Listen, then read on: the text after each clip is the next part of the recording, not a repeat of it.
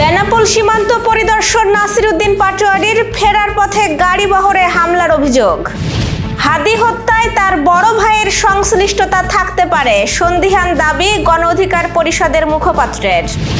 Unit প্রতি বিদ্যুতের মূল্য বাড়ল 1 টাকা 52 পয়সা। খানজাহান আলীর মাজার দিঘির কুমির নেওয়া হয়েছে বয়রা রেস্কিউ সেন্টারে। বসন্তপুর সীমান্তে 2 বাংলাদেশিকে বিএসএফ এর গুলি। তাপপ্রবাহে পুড়ছে দেশ, বৃহস্পতিবার থেকে বৃষ্টির আশার বার্তা। টানা তৃতীয়বার সাফ নারী চ্যাম্পিয়নশিপের ফাইনালে বাংলাদেশ। দর্শক, আমাদের রাতের আয়োজনে আপনাদের সাথে আছি আমি স্বপ্না দেবনাথ। শুনছিলেন প্রধান শিরোনাম, এছাড়াও রয়েছে অন্যান্য বিভিন্ন গুরুত্বপূর্ণ খবর। বিস্তারিততে যাওয়ার আগে আপডেট খবর পেতে গ্রামের কাগজের ইউটিউব চ্যানেল সাবস্ক্রাইব এবং ফেসবুক পেজ ফলো করে রাখুন। ভারতীয় সীমান্তরক্ষী বাহিনী বিএসএফ এর পুশব্যাক চেষ্টার প্রতিবাদে যশোরের বেনাপোল সীমান্ত পরিদর্শন করেছেন এনসিপির কেন্দ্রীয় মুখ্য সমন্বয়ক নাসিরউদ্দিন পাটোয়ারি। আজ দুপুরে তিনি বেনাপোলের সাদিপুর সীমান্ত এলাকায় স্থানীয়দের সঙ্গে মতবিনিময় করেন এবং সীমান্ত পরিস্থিতির খোঁজ খবর নেন। এ সময় তিনি বলেন, সীমান্তের মানুষের নিরাপত্তা নিশ্চিত করতে হবে এবং সীমান্ত হত্যা বন্ধে কার্যকর পদক্ষেপ নিতে হবে। সীমান্তে বাংলাদেশি নাগরিক হত্যার ঘটনায় আন্তর্জাতিক পর্যায়ে বিচার দাবি করেন তিনি। এদিকে সীমান্ত পরিদর্শন শেষে ঢাকায় ফেরার পথে সাদিপুর মোড়ে তার গাড়ি বহরে হামলার অভিযোগ ওঠে। প্রত্যক্ষদর্শীদের দাবি, মোটরসাইকেলে আসা কয়েকজন ব্যক্তি হাতুড়ি ও স্টিক হাতে বহরের কয়েকটি গাড়িকে ধাওয়া করে। এতে এলাকায় উত্তেজনা ছড়িয়ে পড়ে এবং নেতাকর্মীদের মধ্যে আতঙ্কের সৃষ্টি হয়। ঘটনার তীব্র নিন্দা জানিয়ে জড়িতদের দ্রুত শনাক্ত করে আইনের আওতায় আনার দাবি জানিয়েছে এনসিপি। ঘটনার পর আইনশৃঙ্খলা বাহিনী পরিস্থিতি নিয়ন্ত্রণে কাজ শুরু করে। ইনকিলাব মঞ্চের মুখপাত্র শরীফ ওসমান হাদি হত্যাকাণ্ডের ঘটনা নিয়ে নতুন করে রাজনৈতিক ও ব্যক্তিগত বিতর্ক দানা বেঁধেছে। আজ নিজের ফেসবুক আইডিতে দেওয়া এক পোস্টে গণ অধিকার পরিষদের মুখপাত্র ফারুক হাসান এই হত্যাকাণ্ডে ওসমান হাদির বড় ভাই শরীফ ওমর হাদির সংশ্লিষ্টতা থাকতে পারে বলে জোরালো সন্দেহ প্রকাশ করেছেন। ফারুক হাসান তার পোস্টে অভিযোগ করেন যে এই হত্যাকাণ্ডের পর সবচেয়ে বেশি লাভবান হয়েছেন ওমর হাদি। তিনি উল্লেখ করেন, ওসমান হাদির মৃত্যুর পর দ্রুততম সময়ের মধ্যে ওমর হাদি লন্ডনস্থ বাংলাদেশ হাই কমিশনে একটি লাভজনক বা লুক্রেটিভ চাকরি গ্রহণ করেছেন। ফারুক হাসান প্রশ্ন তোলেন, ওমর হাদি যদি অন্তর্বর্তী সরকারকে এই হত্যাকাণ্ডের জন্য দায়ী মনে করতেন, তবে তিনি কেন ডক্টর ইউনূসের সরকারের অধীনে লন্ডনে এই পদে নিয়োগ গ্রহণ করলেন? তিনি ওমর হাদিকে দ্রুত গ্রেপ্তার করে আইনের আওতায় আনার জন্য সরকারের প্রতি আহ্বান জানান। এর আগে মঙ্গলবার রাতে ওমর হাদি তার নিজের ফেসবুক পেজে 2টি পৃথক পোস্টে এই হত্যাকাণ্ডের পেছনে অন্তর্বর্তী সরকারের কয়েকজন উপদেষ্টা, বিএনপি এবং জামায়াতের সংশ্লিষ্টতা রয়েছে বলে দাবি করেন। তিনি তার পোস্টে লেখেন যে শহীদ ওসমান হাদিকে ঢাকা 8 নির্বাচনী এলাকা থেকে সরিয়ে দেওয়ার জন্য ব্যাপক চাপ প্রয়োগ করা হয়েছিল এবং এতে আমিরে জামায়াতের একজন ব্যক্তিগত পিএস জড়িত রয়েছেন। এছাড়া তিনি প্রধানমন্ত্রীকে উদ্দেশ্য করে হুঁশিয়ারি দিয়ে বলেন, হাদি হত্যার বিচার না করলে তিনিও হুমকির মুখে পড়তে পারেন। বাংলাদেশ এনার্জি রেগুলেটরি কমিশন পাইকারি ও গ্রাহক পর্যায়ে বিদ্যুতের দাম বাড়ানোর ঘোষণা দিয়েছে।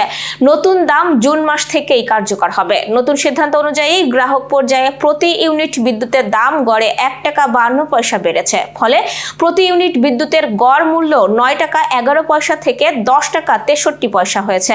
বিভিন্ন শ্রেণীর গ্রাহকের ক্ষেত্রে বিদ্যুতের দাম 15 থেকে প্রায় 20% পর্যন্ত বৃদ্ধি পেয়েছে। পাইকারি পর্যায়ে প্রতি ইউনিট বিদ্যুতের দাম 7 টাকা 4 পয়সা থেকে বেড়ে 8 টাকা 39 পয়সা হয়েছে, যা প্রায় 20% বৃদ্ধি। এছাড়াও বিদ্যুৎ সঞ্চালন চার্জও প্রায় 24% বাড়ানো হয়েছে। আজ রাজধানীর রমনায় ইনস্টিটিউশন অফ ইঞ্জিনিয়ার্স বাংলাদেশ ভবনে এক সংবাদ সম্মেলনে এসব তথ্য জানায় বিইআরসি।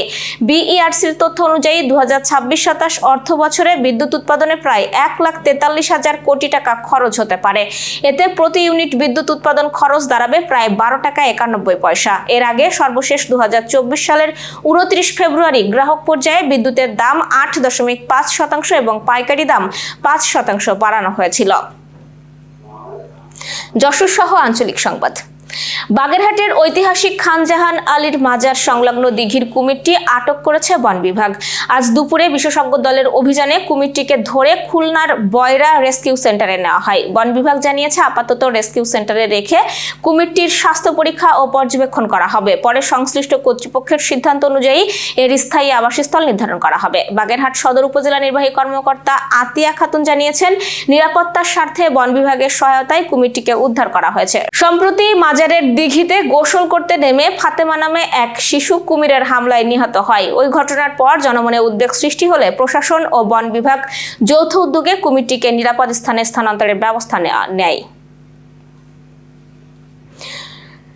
সাতক্ষীরার কালীগঞ্জ উপজেলার বসন্তপুর সীমান্তে ভারতীয় সীমান্তরক্ষী বাহিনী বিএসএফ এর গুলিতে 2 বাংলাদেশি নাগরিক গুরুতর আহত হয়েছেন। মঙ্গলবার দিবাগত গভীর রাতে এই ঘটনা ঘটে। গুলিবিদ্ধ ব্যক্তিরা হলেন কালীগঞ্জ উপজেলার শীতলপুর গ্রামের গোলাম রাব্বানির ছেলে মহিউদ্দিন এবং একই গ্রামের মৃত খাজের আলী সর্দারের ছেলে শাহিন। স্থানীয় বাসিন্দা ও পারিবারিক সূত্র জানিয়েছে, মঙ্গলবার দিবাগত ভোর রাতে আনুমানিক 2টার দিকে মহিউদ্দিন ও শাহিন ভারত সীমান্ত পার হয়ে কালিন্দী নদী সাঁতরে কালীগঞ্জের বসন্তপুর ঘাট দিয়ে বাংলাদেশে প্রবেশ করেছিলেন। সে সময় বিএসএফ এর টহল দল তাদের লক্ষ্য করে গুলি চালায়। তারা দুজনেই গুলিবিদ্ধ ও গুরুতর আহত হন। পরে রাত 3:15টার দিকে স্থানীয় লোকজন তাদের উদ্ধার করে কালীগঞ্জ উপজেলা স্বাস্থ্য কমপ্লেক্সে নিয়ে যান। সেখানে তাদের অবস্থার অবনতি হলে কর্তব্যরত চিকিৎসক উন্নত চিকিৎসার জন্য তাদের সাতক্ষীরা সদর হাসপাতালে স্থানান্তর করেন।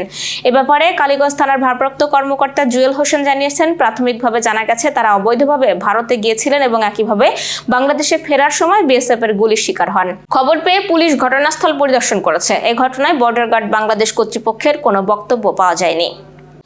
শহীদ প্রেসিডেন্ট জিয়াউর রহমানের 45তম শাহাদত বার্ষিকী উপলক্ষে আজ বিকেলে যশোর বকুলতলা মোড়ে জাতীয়তাবাদী ইজি বাইক শ্রমিক দলের উদ্যোগে দোয়া ও খাবার বিতরণ হয়েছে। অতিথি হিসেবে খাবার বিতরণ করেন জেলা বিএনপির সভাপতি সাবেরুল হক সাবু। এ সময় আরো উপস্থিত ছিলেন জেলা বিএনপি সাধারণ সম্পাদক ও জেলা পরিষদের প্রশাসক দেলোয়ার হোসেন খোকন, জেলা বিএনপির সাংগঠনিক সম্পাদক মুনির সিদ্দিকী বাচ্চু সহ অন্যান্য নেতৃবৃন্দ। আবহাওয়ার সংবাদ। জুনের শুরুতেই তীব্র তাপপ্রবাহে বিপর্যস্ত রাজধানী ঢাকা সহ দেশের বিভিন্ন অঞ্চল। বর্তমানে অন্তত 40টি জেলার ওপর দিয়ে মৃদু থেকে মাঝারি ধরনের তাপপ্রবাহ বয়ে যাচ্ছে। আজ ঢাকায় সর্বোচ্চ তাপমাত্রার রেকর্ড ছিল 35.7 ডিগ্রি সেলসিয়াস। তবে আর্দ্রতার কারণে অনুভূত তাপমাত্রা পৌঁছে যায় 40 ডিগ্রির কাছাকাছি। প্রচন্ড গরমে জনজীবন হয়ে উঠেছে দুর্বিষহ। প্রয়োজন ছাড়া বাইরে বের হচ্ছে না অনেকেই। শ্রমজীবী মানুষের দুর্ভোগ সবচেয়ে বেশি। তবে স্বস্তির খবর দিয়েছে আবহাওয়া অধিদপ্তর। আবহাওয়াবিদ ডক্টর মোহাম্মদ আবুল কালাম মল্লিক গণমাধ্যমকে জানিয়েছেন, আগামীকাল বৃহস্পতিবার থেকে দেশের বিভিন্ন অঞ্চলে বৃষ্টিপাতের প্রবণতা বাড়তে পারে। এতে তাপমাত্রা কিছুটা কমে এসে চলমান তাপপ্রবাহের তীব্রতা হ্রাস পাবে এবং জনজীবনে ফিরতে পারে স্বস্তি। Renaissance hospital and diagnostic centre. রেনেসাতেই মিলছে কম খরচে উন্নত সেবা। তাই নিশ্চিন্তে আমাদের সেবা নিন, সুস্থ থাকুন। Renaissance hospital and diagnostic centre, সদর হাসপাতাল মোড়, দরাটানা, যশোর। দর্শক, শেষ করব খেলার সংবাদ দিয়ে। রুদ্ধশ্বাস লড়াই শেষে সাপ নারী চ্যাম্পিয়নশিপের ফাইনালে উঠেছে বাংলাদেশ। ভারতের গোয়ায় অনুষ্ঠিত সেমিফাইনালে নেপালকে 2-1 গোলে হারিয়ে টানা তৃতীয়বারের মতো ফাইনালে টিকিট নিশ্চিত করেছে বর্তমান চ্যাম্পিয়নরা। ম্যাচের 23তম মিনিটে গীতা রানীর গোলে এগিয়ে যায় নেপাল। তবে প্রথমার্ধে যোগ করার সময়ে কর্নার থেকে সরাসরি দুর্দান্ত গোল করে বাংলাদেশকে সমতায় ফেরান ঋতুপর্ণা চাকমা। বিরতির পর দুই দলই আক্রমণাত্মক ফুটবল খেললেও নির্ধারিত সময় আর গোল আসেনি। শেষ পর্যন্ত যোগ করার সময়ে শামসুন নাহার জুনিয়রের পাস থেকে সাগরিকাকে ঠেকাতে গিয়ে আত্মঘাতী গোল করে বসে নেপালের রক্ষণভাগ। সেই গোলেই 2-1 ব্যবধানে জয় তুলে নেয় বাংলাদেশ। দুর্দান্ত এই জয়ে আবারও সাফ নারী চ্যাম্পিয়নশিপের ফাইনালে লাল সবুজের প্রতিনিধিরা। এখন শিরোপা ধরে রাখার স্বপ্ন নিয়ে ফাইনালের অপেক্ষায় বাংলাদেশ নারী ফুটবল দল। এই ছিল আজকের রাতের আয়োজন। এরপর সকালের খবর দেখার আমন্ত্রণ জানাচ্ছি। বিদ্যুৎ ব্যবহারে সাশ্রয়ী হন এবং সেই সাথে সচেতন হন পানির অপচয় রোধে এবং হাম ও মশাবাহিত রোগ সম্পর্কে। শুভরাত্রি।